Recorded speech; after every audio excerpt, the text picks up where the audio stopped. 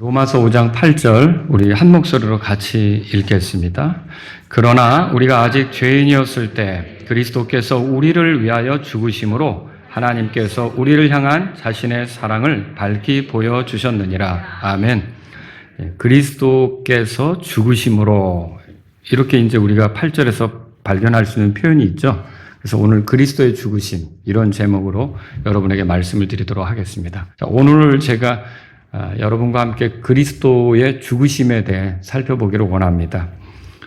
예수님의 말씀을 보면요, 그분이 오신 목적을 확인할 수가 있죠. 요한복음 12장 24절에 보니까 주님이 이렇게 말씀하셨는데, 한 알의 밀이 땅에 떨어져 죽지 아니하면 그것이 홀로 그대로 있고 만일 그것이 죽으면 많은 열매를 맺느니라. 그렇게 말씀하셨어요. 그러니까 예수님이 이 말씀을 하신 의도는 뭐냐? 그 요한복음 12장 24절 제가 읽어드렸고 그 밑으로 27절에 이렇게 써 있어요. 그때를 위해 지금껏 왔다. 그때를 위해 지금껏 왔다. 이렇게 표현하고 있어요. 그러면 이런 그 흐름, 문맥의 흐름들을 볼 때 예수님께서 오신 목적이 뭔가 할 때 죽으시려고 오셨다는 것을 우리가 알 수 있는 거죠. 예수님은 자신의 죽으심에 대해서도 제자들에게 말씀하신 적이 있어요. 베드로가 주는 그리스도시요 살아계신 하나님의 아들이십니다. 이렇게 고백했을 때 그때부터 예수님이 뭐라고 말씀하시냐면 자신이 반드시 예루살렘으로 올라가 장로들과 수제사장들과 서기관들에게 많은 것들로 고난을 겪고 죽임을 당하며 셋째 날에 다시 일으켜질 것을 자기 제자들에게 보이기 시작하셨습니다. 이게 지금 마태복음 16장 21절에 나오는 내용이에요. 그러면 예수님께서 셋째 날에 다시 일어나신다고 했죠. 그건 뭘 말하는 겁니까? 부활한다는 걸 말하는 거죠. 여러분, 부활이라는 것은 다시 살아나는 거죠. 그러면 부활이 있다면 죽음이 없이 부활이 있을 수 있습니까? 없죠. 그렇게 말할 수는 없잖아요. 그러면 여기 셋째 날에 다시 일어나신다는 표현은 우리가 어떻게 이해할 수 있냐면 그분이 죽는 것을 우리가 이런 표현을 통해 확인할 수 있는 거죠. 물론 그분이 이제 고난을 겪고 죽임을 당한다고 아예 직설적으로 말씀도 하셨어요. 근데 이런 표현을 볼 때 예수님이 오신 목적은 뭐냐? 죽으시려고 오셨다. 이거를 우리가 생각해 볼 수 있는 거죠. 사람마다 태어나면 우리가 지켜볼 때 잘 살아라 이러지 잘 죽어라 이러진 않잖아요. 근데 예수님은 오실 때부터 목적이 뭐였어요? 죽는 것이 있으셨던 거죠. 그리스도의 죽으심은요, 그리스도의 사역에서 매우 도드라진 위치를 가지고 있어요. 이 말이 무슨 말이냐? 사복음서의 기록자들이 다 예수님의 모습을 기록했잖아요. 근데 이 사복음서의 기록자들이 기록한 예수님의 모습이 조금씩 다르죠. 예를 들면 요한복음에 있는 내용이 마태, 마가, 누가복음에 없을 수 있어요. 그리고 어떤 거는 누가복음에만 기록된 내용일 수도 있죠. 선한 사마리아인의 비유 같은 거라든지 마르다하고 마리아가 예수님 맞이해가지고 막 주님 내 동생에게 나 좀 도와주라고 해서 이런 거 있잖아요. 이런 건 누가복음에만 나오는 거예요. 그러니까 이렇게 사복음서를 볼 때 기록자들이 조금씩 서로 다르게 기록하는 것도 있고 어떤 거는 강조하기도 하고 어떤 거는 또 기록하지 않은 것도 있단 말이에요. 근데 이 사복음서에서 모두 다 같이 기록하고 있는 게 뭐냐? 그리스도의 죽으심이에요. 그러면 이거는 그만큼 중요한 거라는 거죠. 어떻게 보면 그리스도의 사역에 있어서 절정에 해당하는 것이 십자가의 죽으심이다. 그렇게 우리가 말할 수가 있는 거예요. 자, 오늘 그래서 우리가 읽은 이 구절을 통해 그리스도의 죽으심에 대해 살펴보려고 합니다. 한 번 더 읽어볼까요? 읽겠습니다.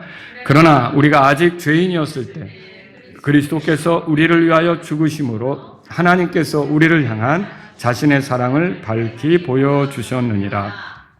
그래서 오늘 이 말씀을 통해서 그리스도의 죽으심이 어떤 것인지 물론 여러 가지로 말할 수도 있어요.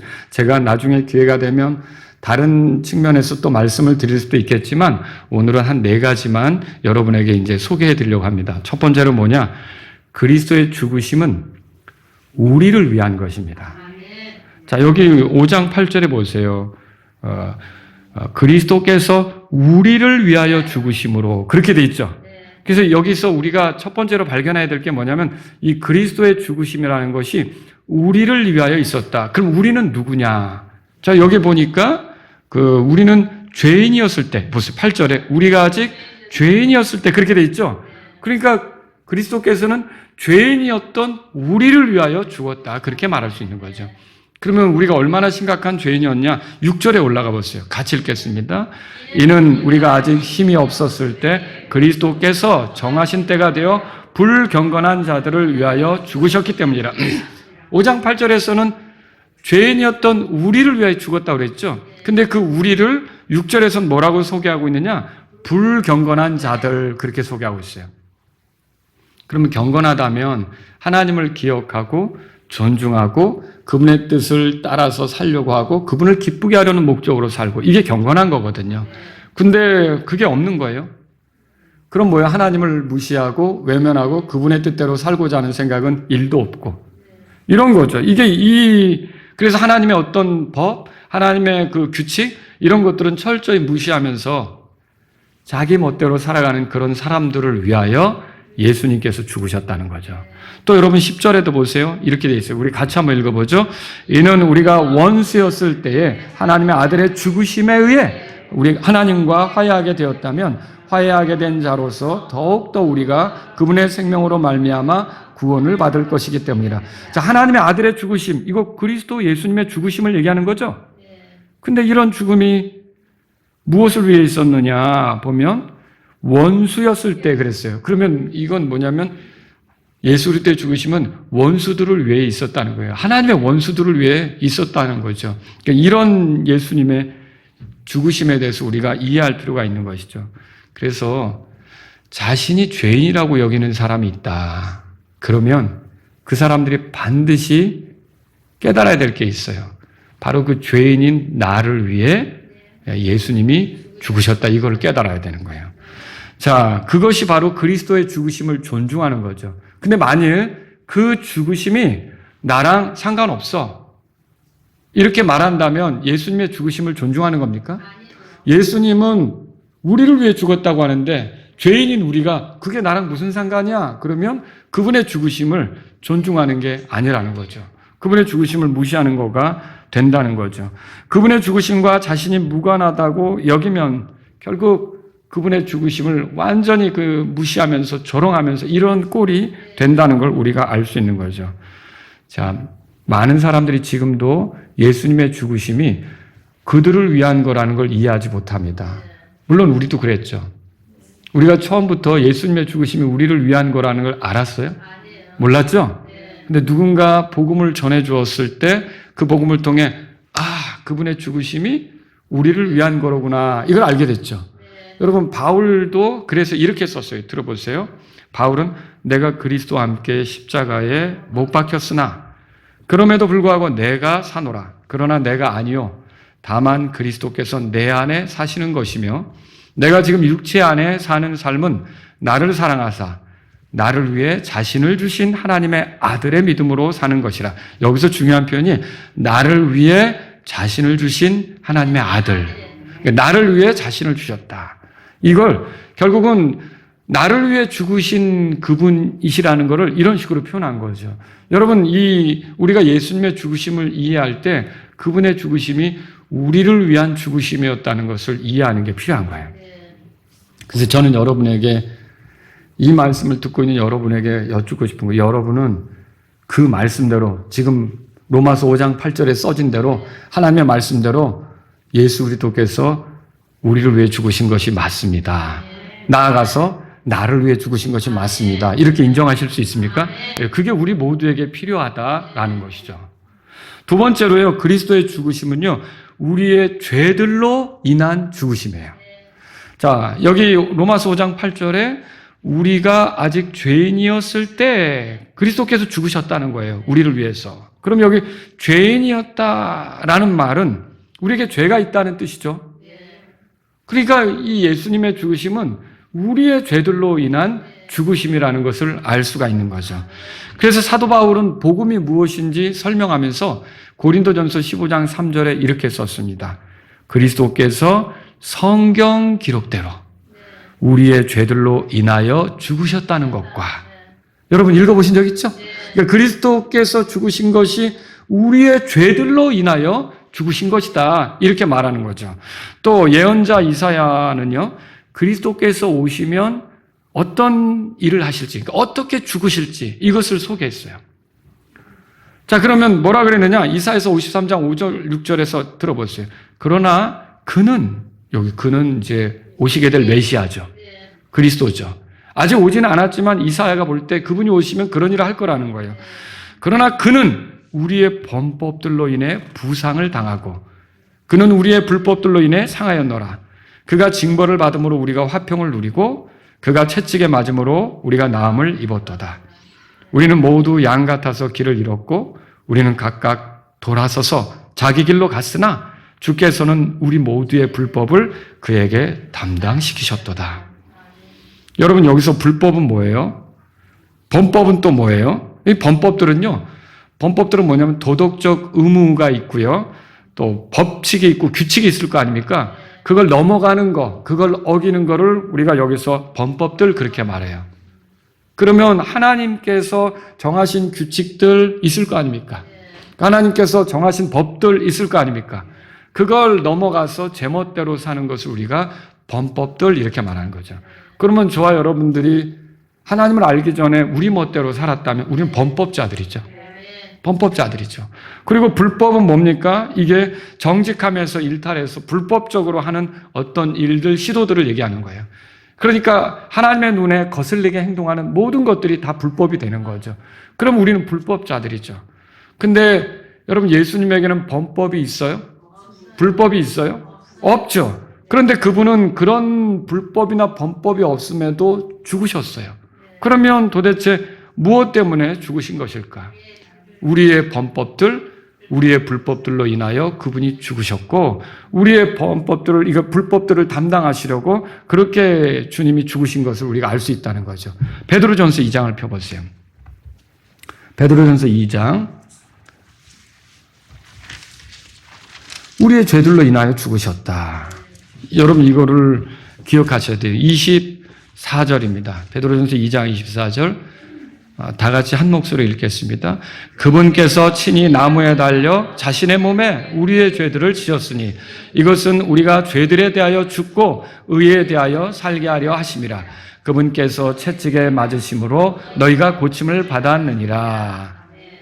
아멘. 25절에 우리가 길 잃은 양 같았다 그랬죠? 요게 이렇게 문맥적으로 흐름을 보면 마치 이사야서 53장을 읽고서 우리에게 말을 하는 것과 같아요.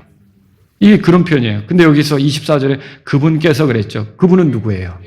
예수 그리스도시죠? 근데 그분이 나무에 달렸다 그랬어요. 친히. 나무에 달린 건 뭘 얘기하는 거예요? 십자가의 죽으심을 얘기하는 거죠.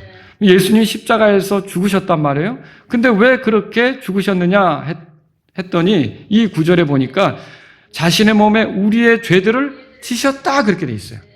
그러면 그 몸으로 십자가에서 고난당하는데, 찢기는데, 피 흘리는데 그게 왜 있었냐? 이 자기의 몸에 우리의 죄들을 지신 거예요. 그러면 그 몸이 찢기고 죽임당하는 것이 우리의 죄들로 인한 죽으심이었다는 거죠. 여러분, 우리가 하나님 앞에 죄를 짓고 살아왔는데 하나님께서 우리가 멸망하는 걸 원치 않으셔서 결국 우리가 사실은 그 고통을 당하고 하나님의 저주를 당해야 될 그 자리에서 예수님께서 우리의 죄들로 인해 죽도록 그렇게 하신 거죠. 여러분에게 여쭙고 싶은 거예요. 이 설교를 듣고 있는 여러분은 예수님께서 나의 죄들로 죽으셨다는 것을, 나의 죄들로 인해 죽으셨다는 것을 믿으십니까? 이게 굉장히 중요한 거죠. 예수님께서 우리의 죄들로 인하여 죽으신 거예요. 여러분은 이 점을 결코 가볍게 생각하면 안 되는 거죠. 내가 예수님을 죽인 죄가 있는 죄인이라는 거죠. 자, 세 번째로요, 그리스도의 죽으심은요, 대속적입니다. 대속적. 베드로는 예수님의 죽으심에 대해서 이렇게 썼어요. 3장으로 가보죠. 베드로전서 3장. 거기 18절입니다. 18절 같이 읽습니다. 이는 그리스도께서 우리의 죄들로 인하여 단 한 번 고난을 받으사. 자, 고난을 받는다는 건 죽음이 들어있죠? 예수님의 죽음을 우리가 고난당하셨다고 그러잖아요.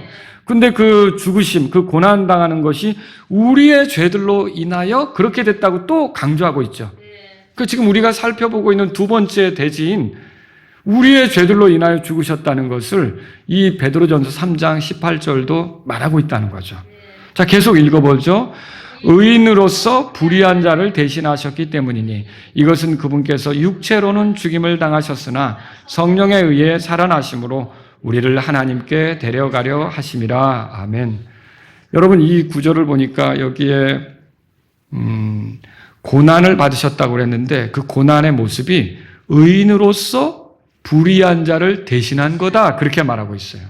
그럼 여러분, 우리의 죄들로 인하여 고난을 당하셨고 이젠 또 우리가 뭘 생각했냐면 우리를 대신해서 고난당하셨다, 이렇게 말할 수가 있는 거죠. 예수님에게 죄가 있습니까? 우리가 지난 시간에 이거 살펴봤죠. 우리 예수님의 모습에 대해서 이렇게 보면서 살펴봤어요. 여러분 기억하실 거예요. 바울은 예수님을 가리켜 죄 없는 분이시라고 말했어요. 그래서 히브리서 4장 15절에 이는 우리에게 계신 대제사장은 우리의 연약함의 감정을 몸소 느끼지 못하는 분이 아니요 다만 모든 점에서 우리와 똑같이 시험을 받으셨으나 죄는 없으신 분이시기 때문이라. 예수님에게 죄가 있어요? 없다고 못을 박았죠. 확고히 했단 말이에요. 그 다음에 여러분 베드로는 어떻습니까? 지금 베드로전서 2장 거기 건너가 보시면 22절에 다 같이 한번 읽어보죠. 그분께서는 아무 죄도 짓지 아니하셨고 그분의 입에서 간사함도 찾을 수 없었으니. 그럼 여기 보세요. 이 베드로는 뭐라 그러냐면 예수님은 아무 죄도 짓지 않았다, 그렇게 말했어요. 그 다음에 요한은 또 뭐라 그랬냐? 요한일서 3장 5절에서 예수님을 가리켜 그분 안에 죄가 없다, 그렇게 말했어요.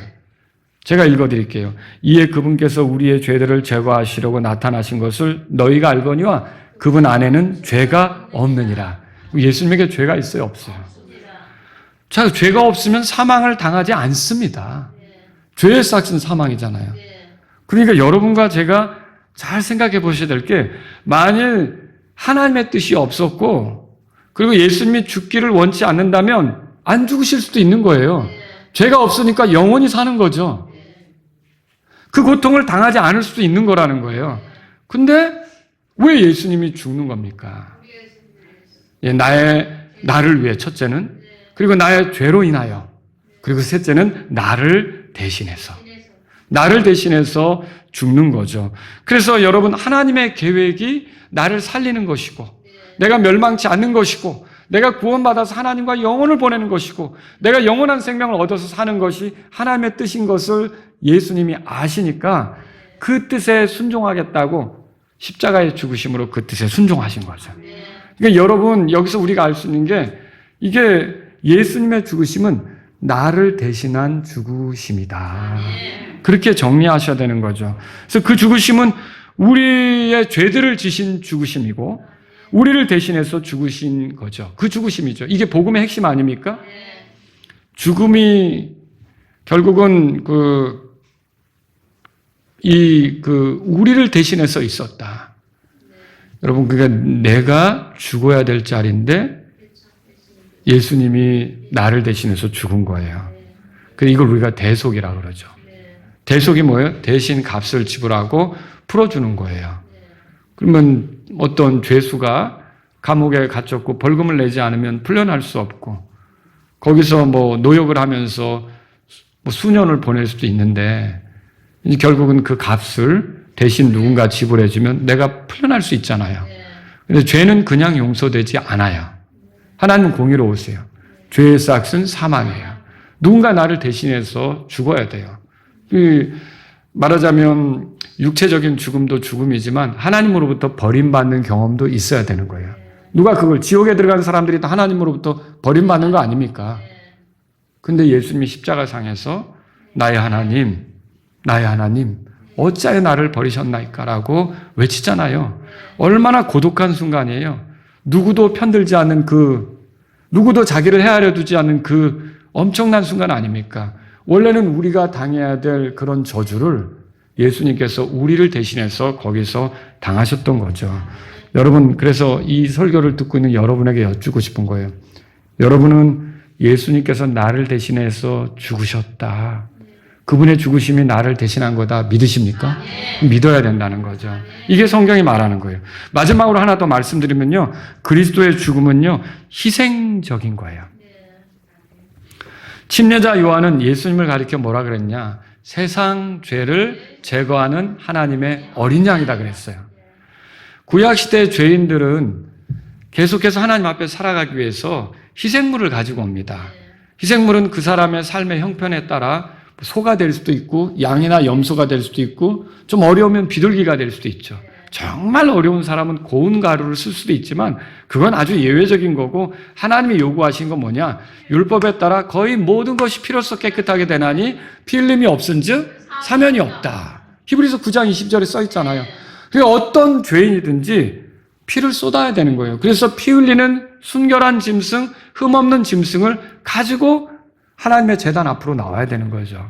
그래서 이제 만약에 제가 이스라엘 사람이다, 잘못을 했다, 그러면 짐승을 하나 데리고 오겠죠. 그 짐승을 데리고 와서 제사장에게 이제 그 짐승을 내밀면 결국 제사장 앞에서 제가 이제 그 짐승의 머리에 손을 얹겠죠. 그러면 이 손을 얹으면 내가 지은 죄들 있잖아요. 이것이 그 짐승에게 전가되는 거예요. 그리고 이 짐승과 나는 동일시 되는 거예요. 그래서 어떻게 되냐면 이 짐승에게는 내 죄가 넘어간 거고요. 내 죄를 이 짐승이 짊어진 거고요. 그리고 이 짐승이 죽을 때는 내가 죽은 걸로 처리를 해주는 거예요. 이게 대속인 거예요. 그러니까 내가 죽어야 될 자리인데 사실은 누가 죽은 거예요? 짐승이 죽은 거죠. 그 짐승이 죽고 내가 버젓이 하나님 앞에 계속 살아갈 수 있도록 기회를 주는 거죠. 이게 그래서 그 짐승을 데리고 왔을 때 결국은 그 짐승의 목을 베죠. 날카로운 걸로 목을 벤단 말이에요. 그럼 피가 쏟아질 거 아닙니까? 그러면 제사장이 그 성전에서 쓰는 대야, 성막에서 쓰는 대야 이런 것들을 가져다가 피를 받죠. 피를 받아다가 제단에 뿌리죠. 그리고 제단에 뿌리고 또 어떻게 해요? 피를 쏟고 제단에 뿌리고 그리고 이제 피를 쏟았으니까 짐승은 어떻게 되겠어요? 죽겠죠? 그것을 이제 제단 위에 올려놓고 태우죠. 이런 일들을 한단 말이에요. 그렇게 해서 이 일들이 다 끝나면 제사장은 뭐라 그래요? 용서됐으니 돌아가라고 하죠. 그럼 보세요. 죄는 내가 졌는데 바로 이 대속물이 대신 죽어서 나는 풀려나 자유롭게 되는 거죠. 이게 하나님이 계획하신 그런 어떤 질서예요. 우리가 죄를 용서받는 데 있어서 하나님의 방법이라는 거죠. 자, 구약시대에 이렇게 사람을 대신해서 죽임당하는 희생물의 예표, 그것들이 등장합니까? 구약성을 읽다 보면 이게 죄는 사람이 졌지만 잘못은 사람이 했지만 이런 사람들을 위해 죽는 어떤 그 하나님의 어린 양의 예표가 구약성경에 등장합니까? 아주 많이 나오죠. 많이 등장한단 말이에요. 여러분 대표적으로 아담 아시잖아요.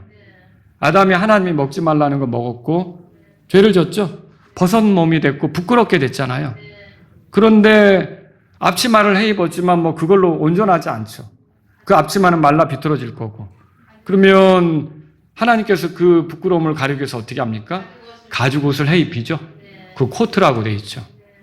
그러면 가죽 옷이 나오기 위해서는 어떻게 해야 돼요? 그 짐승이 죽어야죠. 피를 흘려야 돼요. 찢겨야 되는 거예요. 그 짐승을 죽이고 피 흘리게 하고 거기서 껍데기를 벗겨서 그걸로 아담의 부끄러움을 가려주는 거죠. 여러분 그게 창세기부터 나오는 거예요. 창세기 3장에서부터 나오는 거죠. 그러면 그게 뭘 보여줍니까? 우리가 하나님 앞에 부끄러운 존재고 죄를 져서 감히 나설 수 없을 때 우리를 대신해서 희생물이 죽어 결국은 그게 희생이 되고 피 흘리고 죽고 그의 의를 우리가 뒤집어 쓰고서 하나님 앞에 떳떳이 살아간다는 걸 보여주는 거 아닙니까? 복음이죠. 그죠? 그리고 여러분 또 그런 거 있죠. 아브라함이 이삭을 번제 헌물로 바치겠다고 올라가는데 이삭이 묻죠. 아버지 불도 있고 나무도 있는데 번제할 어린 양은 어디 있습니까? 사실은 너다. 이렇게 말하지 못하고 하나님께서 친히 준비하신다고 얘기하죠. 그러니까 그러면 이삭의 생각에도 뭐가 있느냐면 하나님께 나아갈 때는 우리가 부끄러운 존재이기 때문에 희생물이 필요하다는 걸 아는 거예요. 그러니까 번제할 어린 양은 어디 있습니까? 라고 묻는 거죠. 근데 놀랍게도 하나님께서는 이삭을 위해 순양을 따로 준비해 두는 거 아시죠? 그래서 나온 말이 여호와 이레예요. 그러니까 우리가 교회 다니면서 여호와 이래 엄청 찬송 불렀죠. 그 차 필요해 여호와 이래, 집 필요해 여호와 이래, 뭐 필요해 여호와 이래. 그게 아니라 원래 그 여호와 이래가 나온 배경 뭐냐면 우리를 위한 대속물을 하나님이 준비하신다. 우리를 구원에 이르도록 하게, 죄 용서 받도록 하게, 우리가 하나님 앞에 떳떳이 서서 살아가도록 하게 하나님이 대속물을 준비하신다. 그거거든요. 여러분, 아벨은요, 하나님께 나아갈 때 자기 열심 가지고 나갔어요. 가인은 땅에 흘린 땀, 그 땀의 결과들 있죠? 그 땅의 소산물, 농산물, 자기 열심 수고한 걸 가지고 하나님 앞에 갔잖아요. 하나님이 가인 거 받았어요. 근데 아벨은요, 양의 첫 새끼와 그 기름을 드렸죠. 거기에 대속물이 있는 거예요. 아벨은 알았던 거예요. 내가 감히 어떻게 하나님을 기쁘게 할 수 있으랴. 뭔가 나를 대신해서 죽어야 된다는 거죠. 흠없는 양이 죽어야 된다는 거죠. 깨끗한 것이 대신 대속물로서 희생돼야 된다는 걸 알았던 거죠. 그래서 양의 첫 새끼와 기름을 준비한 거예요. 근데 이게 다 뭘 보여주는 겁니까? 예수님을 보여주는 거죠. 예수님을 보여주는 거란 말이에요. 그리고 여러분, 6월절 어린 양 아시잖아요. 이스라엘 사람들이 살던 이집트 땅에 얼마나 우상 숭배가 가득합니까? 태양신 숭배도 있고요. 이시스, 호로스, 셋 이런 숭배도 하고요. 그럼 이스라엘 사람들은 그 숭배에서 뭐 전혀 영향을 받지 않았나? 아니요. 그들도 이집트 사람들의 영향을 받았고 같이 죄 가운데 있었고 이렇게 살았잖아요. 하나님께서 이집트 땅을 심판하려고 하실 때 그들의 처음 난 자들을 치시는데 그게 이제 하나님의 심판이죠. 근데 그 심판을 위해서는 하나님께서 희생을 준비하라는 거예요. 어린 양을 잡으라는 거죠. 그래서 어린 양을 잡아서 그 피를 집에 그 임방 기둥에 바르면 하나님께서 심판하러 진노하러 그 이집트 땅에 들어갔을 때 그 피를 바른 집은 어떻게 하는 거예요? 넘어간다는 거죠. 그래서 6월절이 된 거 아닙니까? 넘어가는 거죠. 그러면 그때도 결국은 그들의 집에 있는 처음 난 자들, 장자들, 첫 태생의 짐승들이 원래는 죽어야 됐지만 그들이 살았어요. 대신 희생된 건 뭐예요? 6월절 어린 양이 희생된 거죠. 자, 6월절 어린 양이 희생되고 그 짐승들 첫 태생, 첫 아들 다 살았거든요. 근데 이집트 사람들은 어떻게 했어요? 그게 그 어린 양이 그 6월절 어린 양의 희생의 피를 그들의 집에 잡아가지고 희생시켜서 갖다 발랐어요? 안 했죠. 그들은 다 자기들의 처음 난 것이 죽었던 거죠. 그럼 여러분 이걸 통해 볼 때 이게 전체적으로 뭘 보여주는 겁니까? 세상 죄를 제거하는 하나님의 어린 양을 보여준다는 거예요. 그게 예표라는 거죠. 여러분 구약의 성도들은 그래서 그 어린 양이 오실 것에 대한 기대로 살았던 거예요. 그리고 오늘날 우리들은 어떻습니까? 그 어린 양이 오셔서 우리를 대신해서 죽으신 것을 듣고 믿어서 우리를 위해 희생되신 것을 우리가 알고 그게 나를 위한 희생이었다라는 것을 의지하면서 하나님을 섬길 수 있게 된 거죠. 이게 다른 거라는 거예요. 누군가는 이렇게 질문할 수 있어요. 아니 목사님, 어떻게 한 사람의 생명이 온 인류의 죄를 용서합니까?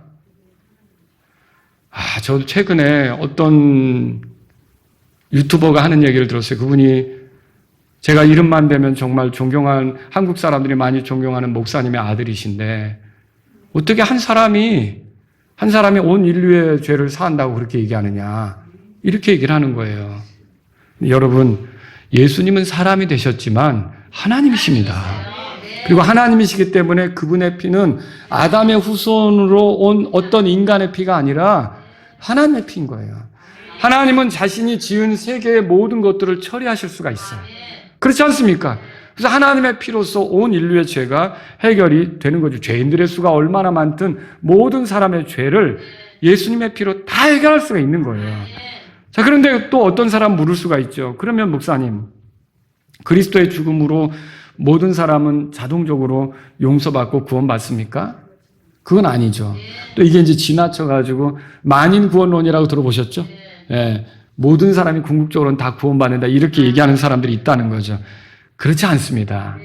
자, 자기가 죄인인 것을 정직하게 인정하고 죄에서 돌이키고자 하는 뜻으로 자기를 위해 죽으시고 부활하신 예수님을 자기를 위한 구주로 받아들일 때 그분이 나를 위해 죽었다. 그리고 나의 죄 때문에 죽었다. 그리고 나를 대신해서 죽었다. 그리고 나 때문에 나를 위한 희생물로 죽었다. 이렇게 믿을 때 그 사람이 모든 죄들을 용서받는 거예요. 이게 뭐와 같습니까? 여러분, 예수님의 피가 온 인류의 죄를 씻기에 충분하지만 그 효력을 누리는 것은 믿는 사람, 예수님을 나를 위한 분으로 믿는 사람, 나의 죄 때문에 죽은 분으로 믿는 사람, 나를 대신해서 죽은 분으로 믿는 사람, 나를 위해 희생된 분으로 믿는 사람만이 그게 가능한 거예요. 어째서 그렇습니까? 한번 찾아보세요. 그 데살로니가전서 2장 보세요. 데살로니가전서 2장. 여러분, 데살로니가전서 2장 거기 13절에 이런 까닭에 또한 우리가 끊임없이 하나님께 감사를 드림은 너희가 우리에게서 들음으로 하나님의 말씀을 받을 때 그것을 사람들의 말로 받지 아니하고 그것을 진리 안에서 하나님의 말씀으로 받았기 때문이니 다 같이요. 그 말씀이 또한 뭐라고 돼 있어요? 믿는 너희 안에서 효력 있게 역사하느니라. 예, 복음의 말씀이 주어집니다. 예수님께서 우리를 위해 죽으셨다. 우리 죄 때문에 죽으셨다. 우리를 대신해서 죽으셨다. 우리를 위한 희생으로 죽으셨다. 이렇게 복음이 전해져도 그것이 나를 위한 것이라고 나의 죄 때문에 그렇게 됐다고 믿을 때, 나를 대신했다고 믿을 때 그게 효력이 나타나는 거예요. 그래서 여러분에게 이제 여쭙고 싶은 거죠. 여러분은 정말 예수님께서 나의 죄 때문에 희생당하셨다. 나를 위해 희생당하셨다.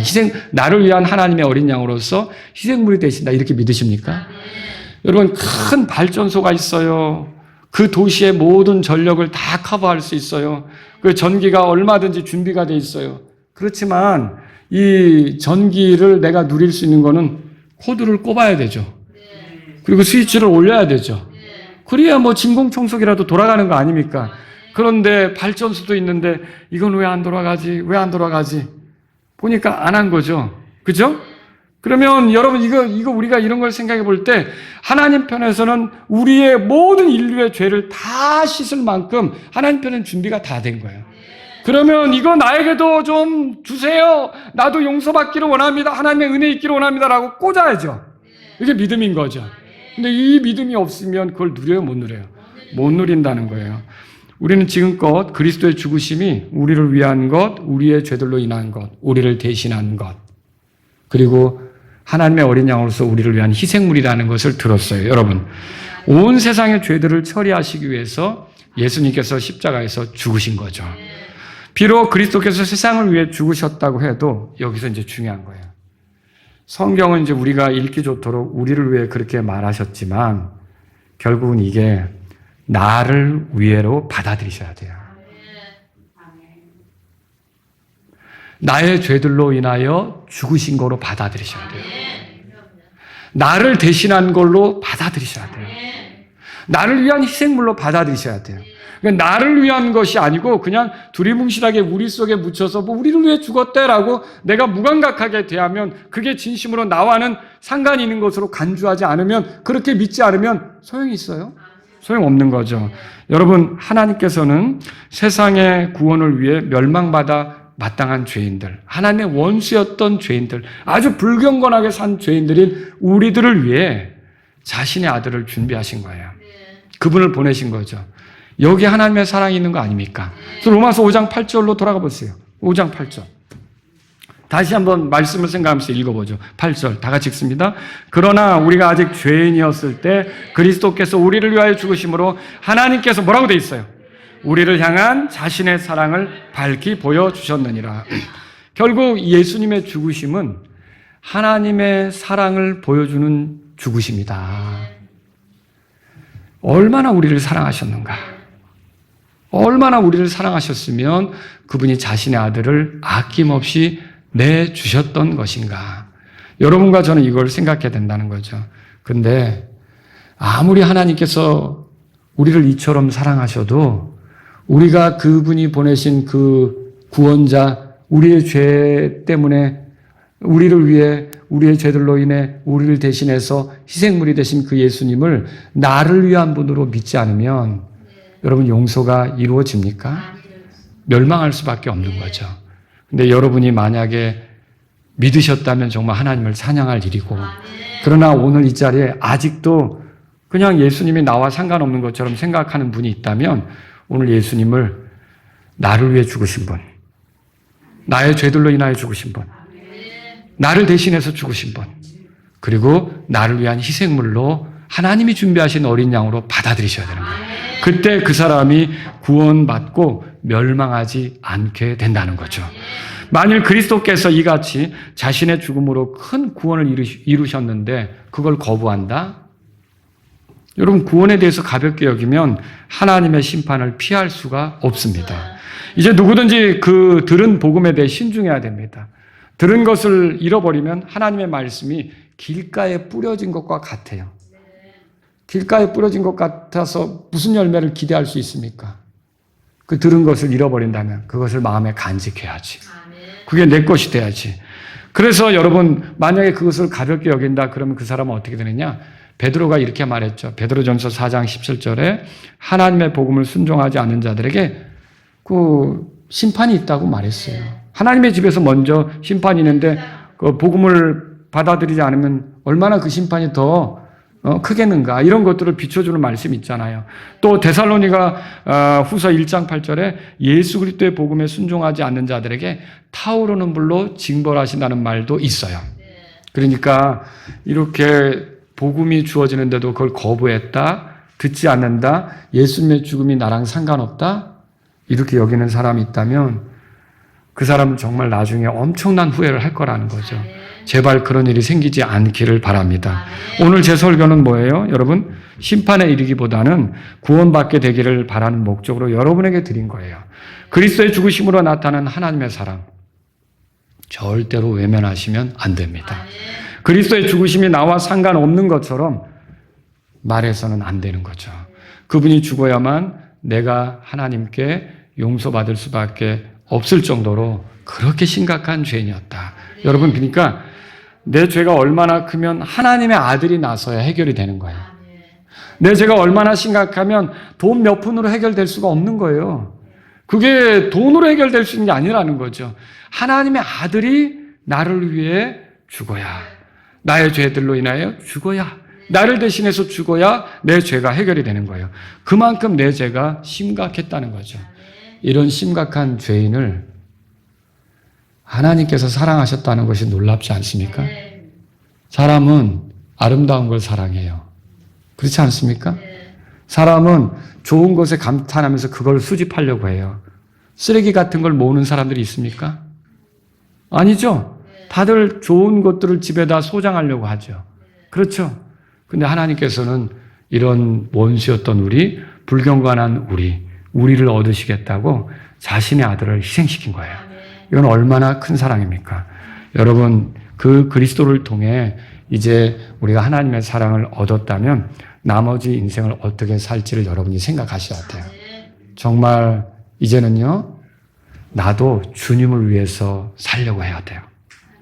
나의 죄들로 인하여 죽으신 그분의 영광을 인하여 살아가려고 해야 돼요. 그분의 영광을 살려고 해야 돼요. 나를 대신해서 죽은 그분을 위해서 나도 그분을 대신해서 세상에 서려고 해야 돼요. 이것이 우리의 삶이라는 거죠. 그분이 나를 위해 희생물이 되셨다면 나도 이제 그분을 위해 기꺼이 희생하고 손해보고 잃어버리는 삶을 살려고 해야 된다는 거죠. 다 같이 일어서 주겠습니다. 오늘 이 말씀을 들으신 여러분 가운데 구원받지 못한 사람이 계시다면 오늘 예수님의 죽으심이 여러분을 위한 것이었음을 믿으십시오. 그분의 죽으심이 내 죄 때문에 있었던 대속적인 죽음, 희생적인 죽음이었음을 받아들이십시오. 그리고 그렇게 하면서까지 나에 대한 사랑을 표현하신 하나님께 예수 그리스도를 의지해서 나아가고자 하십시오. 여러분은 구원받고 멸망하지 않습니다. 이것이 하나님의 약속입니다. 오늘 그렇게 하시기 바랍니다. 그리고 여러분이 구원받으신 분이라면 오늘 이 말씀을 잘 생각해 보세요. 우리를 위해 죽으신 예수님, 이제는 우리가 그분을 위해 살기를 바라십니다. 죄들에 대해 죽고 의에 대하여 살게 한다는 말이 그 뜻입니다. 오늘 이 말씀을 들으신 여러분 가운데 주님이 나를 위해 죽으셨다면 나는 이제 주님을 위해 살기를 원합니다. 이런 분이 있다면 주님 앞에 나아가십시오. 우리의 죄들로 인하여 죽으신 예수님은 죄를 기뻐하지 않습니다. 우리의 죄들이 그분을 죽게 했다면 이제 우리의 삶에서 죄를 멀리하고자 합니다. 오히려 하나님의 영광을 위해 살기를 원합니다. 이런 분이 있다면 이 시간 주님 앞에 나아가십시오. 우리를 대신해서 그분이 죽으셨다면 이제 우리가 그분을 대신할 차례입니다. 그분과 우리는 동일시되고 있습니다. 세상은 예수님을 아는 데 있어서 우리를 통해 알 수밖에 없습니다. 그분이 나를 대신해서 십자가에 서신 것처럼 이제 나도 예수님을 대신해서 세상에 서겠습니다. 이런 분이 있다면 주님 앞에 나아가십시오. 우리를 위한 희생으로 예수님이 죽으셨다면 이제 우리가 주님을 위해서, 그분을 위해서 희생할 차례입니다. 나도 예수님을 위해 희생할 수 있고 잃어버릴 수 있고 내려놓을 수 있는 사람이 되기를 원합니다. 각오하시면서 나아가고자 한다면 이 시간 주님 앞에 나아가십시오.